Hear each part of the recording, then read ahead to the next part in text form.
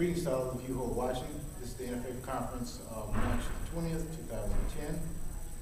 Once again, we have for our panel Mrs. Amelia Carlson from the Passion and Praises Ministry. Before we get started, could you tell us a little bit about your Passion and Praises Ministry? Passion and Praises is an international ministry focused primarily on street campaigns and conferences. We do street campaigns with outreaches to the homeless and with gang members and prostitutes, and we have an email devotional ministry that reaches a little over 500,000 weekly. That's a brief synopsis of it. And I understand as well you guys go overseas and do a lot of things too? We do mission trips overseas, sometimes 2 to 3 times a year. We have suspended those for the next 2 years to focus on the United States. And so all of our work will be in the United States at this current moment. We partner with Camp I Am in East Tennessee for years. We have the A. Castile Foundation, which is a foundation that assists retired pastors and their families with bills and things in times of financial hardship. So we do a little bit of everything. Any interesting stories? That's against security measures or whatever. Oh no, I mean we've got all sorts of stories from overseas to the street ministries. You name it, you run into gang members and prostitutes, you're going to get some interesting events. But yeah, I would imagine so. But yeah, it's a great ministry. We use a kind of a different form of outreach to prostitutes for their safety and ours, and it's kind of a unique that form that seems to be effective and whatever works. Yeah, I would imagine so. I love the work you guys are doing. Julie and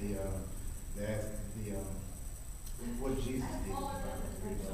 Yeah, the living example of the word of Jesus. Absolutely. That's our aim and our goal. Well, let's get down to the questions. The first question I have is from a young lady who emailed me last night. She had some real concerns. I'll just read. Yeah. You probably know her, but I'm not going to put her name out because I didn't ask her. But she says, "Hello, Interfaith Conferences. I was writing to have you to ask the panel a question. There is a battle I've been struggling with and wanted to know. Now that we are approaching Easter and I have children to teach, how do we know that claims of Jesus rising from the dead is true? How do we know Jesus really rose from the dead? I'm looking forward to hearing the answers of the panel when you post the next conferences." Wow. Well, it depends on which aspect of not believing the resurrection, I guess you would look at. There are a lot of different theories, alternate theories to the resurrection. So it really, I guess, depends on if you didn't believe that he rose from the dead, what do you believe, or what kind of evidence you're looking for. That's a whole day-long sermon in itself. But I guess the brief version is there's 2 types of evidences for the resurrection of Jesus. Obviously, you have the biblical accounts. The Bible is full of accounts of eyewitnesses' accounts and things and what happened with the resurrection. And then you have the secular or the worldview accounts from sources outside the Bible. Just briefly, the Bible gives stories, all 4 Gospels of Matthew, Mark, Luke, and John portray eyewitness accounts of the empty tomb and the resurrection and the visit of the angels. Acts gives the accounts of where Jesus appeared to the 500 for 40 days, well, he appeared for the disciples and 500 for 40 days, and taught and preached before the ascension. So you have 500 eyewitnesses. Peter and John wrote multiple times that the reason why they were writing is it was because of what they had seen and heard and know, as opposed to what others had told them. So you've got the biblical accounts of the eyewitnesses. Now, outside the Bible, if one was to dispute the Bible, you have several secular versions, actually people who have set on a quest to attempt to prove the hoax or the myth of the resurrection, and they actually ended up believing it after the evidence You've got the historical accounts, even the Roman authorities and Jewish historians like Josephus and some of them have recounted the account of the empty tomb. Okay. And so Judaism and many of the secular ones don't quite deny the empty tomb. The question comes in is, what happened? Yeah.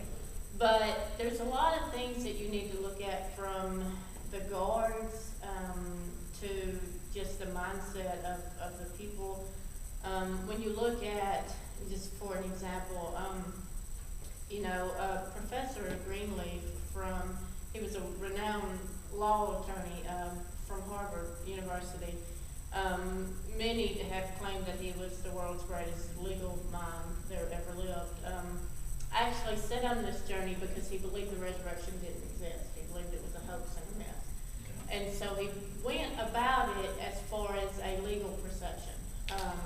If it was presented in the court of law, would it hold up? And so he set out to disprove the resurrection, and by the time he got done, he actually ended up writing a book of the evidence of the resurrection of Jesus and converted because he said there was too much evidence. Another example would be Lord Darling from England. He was the Chief Justice of the Supreme Court of England. Actually made the comment that there was so much evidence that there was no jury in the world that would say that the resurrection did not occur. So you have those minds, and then you have the things such as you take, just for example, the guards.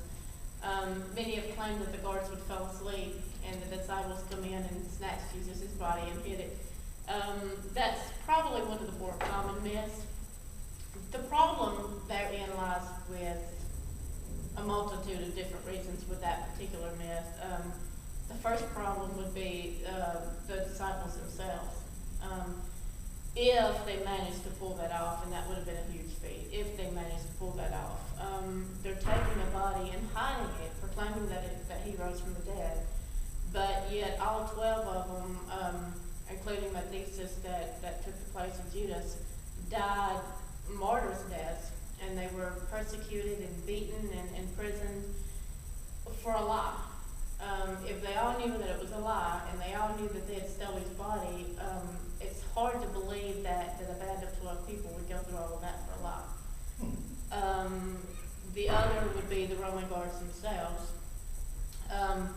The history of the Roman guards' discipline and the military, when you look back at the rules and the way that they were run, they were in such fear of messing up, because every mess up would, in a sense, cost their life. As opposed to today, we get run up or kicked out of the military. Right. If they messed up, they died. That was the way the Romans ran it. And so, with that fear, the Roman guards were very precise in everything they did. And the Roman military was very precise and accurate in everything, even the minutest details. So it's hard to believe that 2 of them would fall asleep during their night watch, knowing that their lives would be at risk if they messed up. And then the other, just primary example, would be the burial clothes in the grave. Now, if the disciples did come in and snatch the body, there's no logical reason why they would have just unwrapped him and took the time to unwrap him with sleeping guards outside. Because the wrapping contained the spices and the myrrh, the embalmment of the body. And so they unwrapped him, there's nothing to have the embalmment. So even if you hit him, eventually you're going to have the smell of decay if he was dead. And without the burial clothes, there's nothing to keep that smell from being hidden. So eventually you're going to be found. And even, something as simple as, if he didn't rise from the dead, then, the Roman authorities would have been very quick to want to parade his body around in front of everybody. Because they were at odds with trying to defeat the spread of Christianity. So the easiest way to do that would have been to parade his body around in front of crowds and say that he's dead. That's a brief, very short synopsis, but there's a